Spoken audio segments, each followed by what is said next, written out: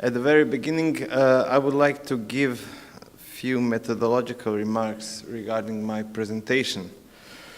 First of all, it will be only a brief sketch of the paper that I would like to present if I would have more time for presentation, because 10 minutes is just not enough for us who are adjusted to 90 minutes university lectures. We need 10 minutes to say good morning. Therefore, what I could do is just to explain what I have written in the abstract of my presentation, to raise some questions and leave them open.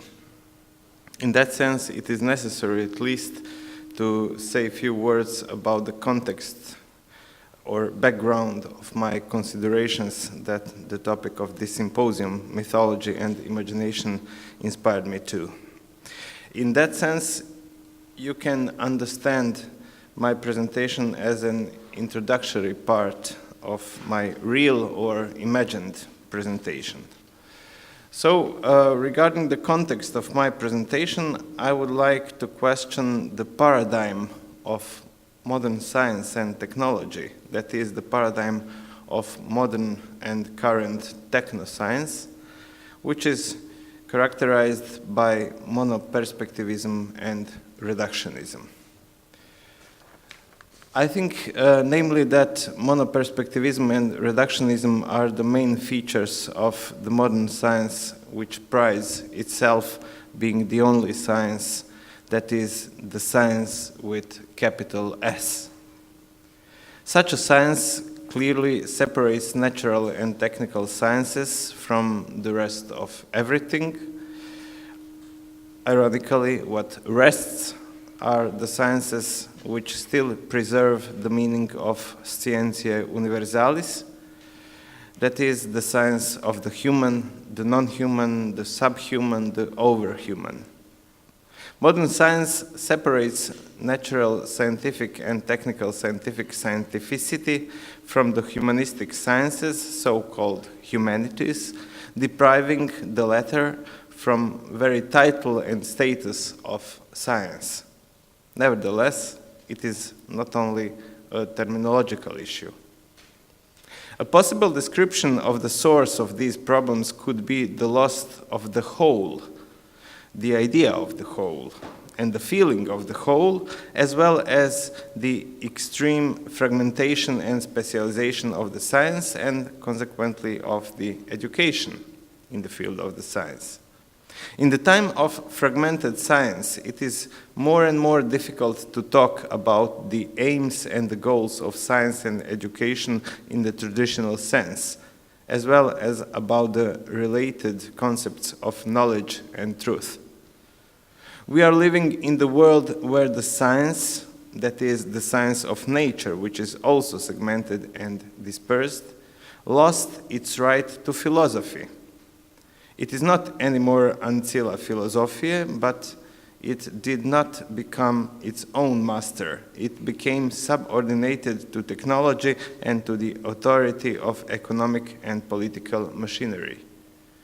We are living in the world where the philosophy lost its right to poetry, but it did not achieve scientific independence and autonomy or the scientificity status.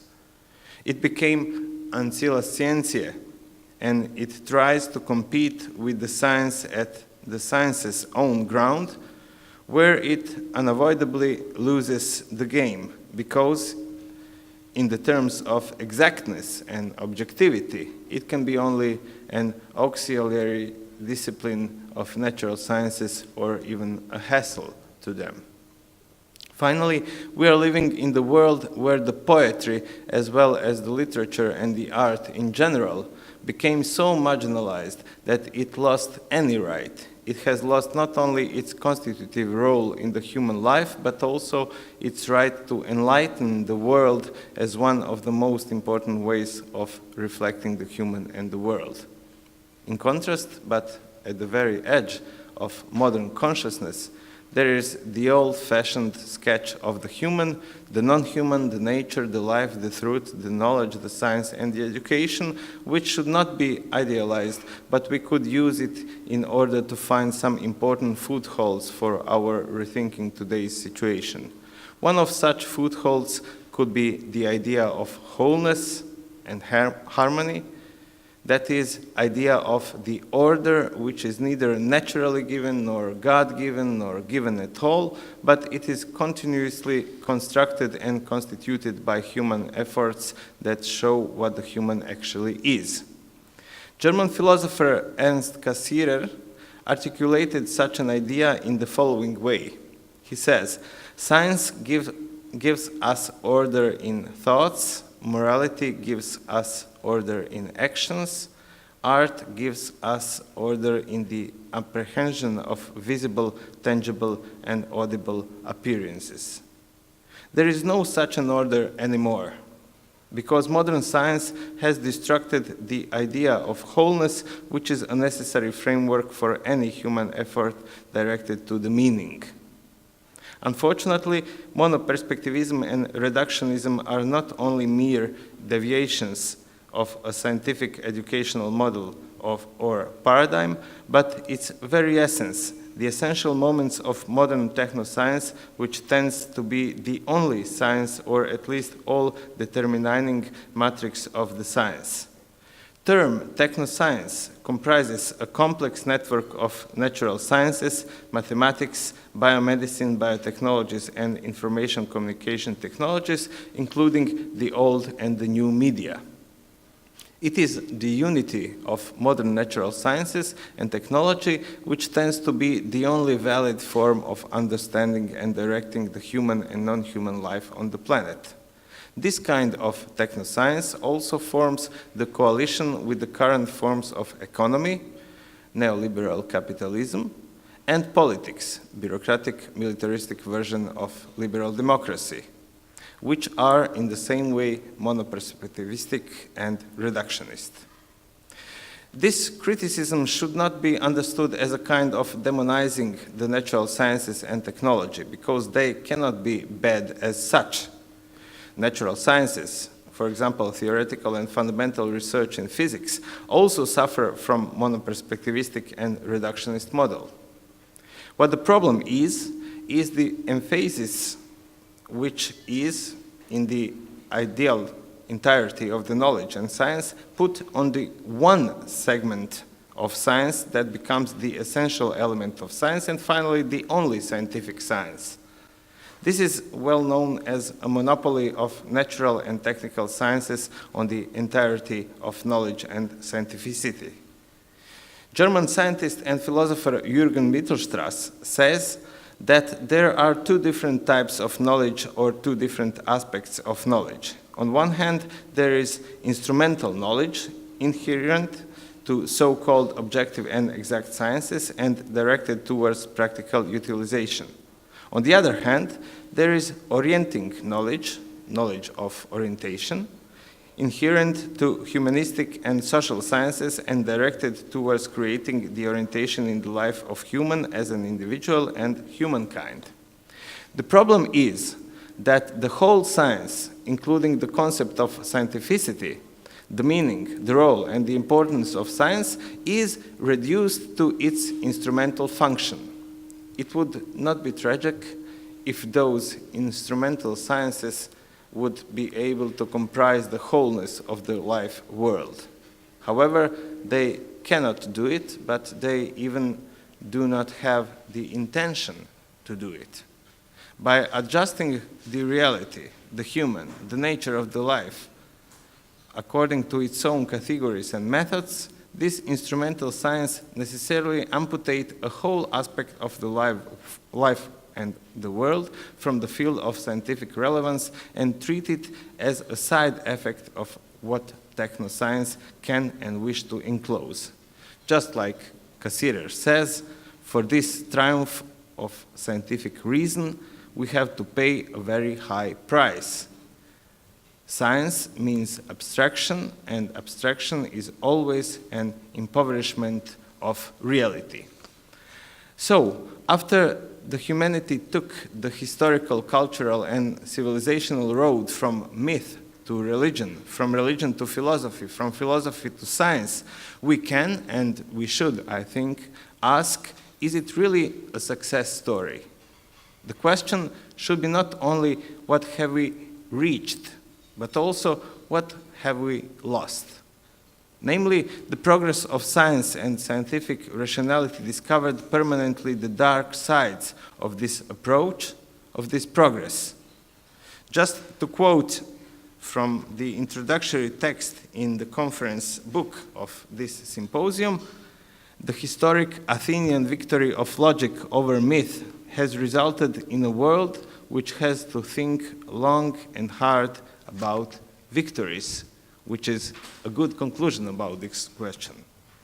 Regarding philosophy, as a philosopher, I would like to stress that modern technoscience, which has conquered the life world, including the spheres of theoria, praxis, and poiesis, necessarily influences the philosophy, its self-assertion, and its perception in the social context. Philosophy today is mostly perceived either as a useless and waste activity or as a usual activity if it operates as ancilla scientiae.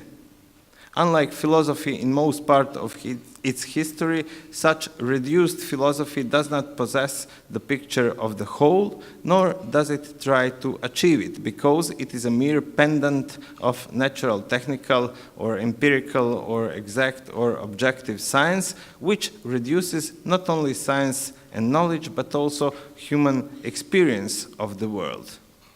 If it is so, should not we go in opposite direction and try to rethink our experience of the world and our approaches to the world by recalling pre-scientific and even pre-philosophical ways of understanding of the world in order to save the core of our human existence, including the multidimensional experience of the human and the world?